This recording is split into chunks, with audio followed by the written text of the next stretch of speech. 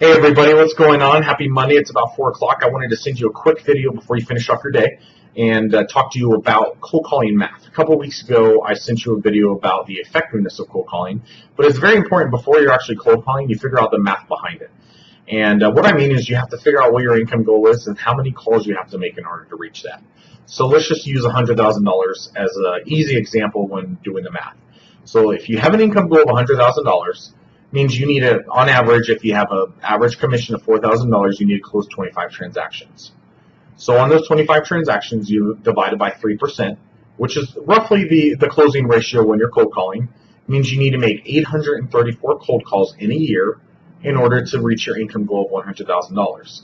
So if you do the math, there's typically about 261 business days in a year, and that means you have to make 3.2 cold calls per day with no weekends included in that number in order to reach your income goal of $100,000.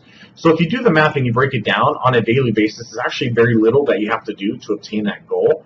But a big portion of that is actually doing the follow-ups. So making the initial call is great, but you have to call that person several times in order to be able to close that transaction.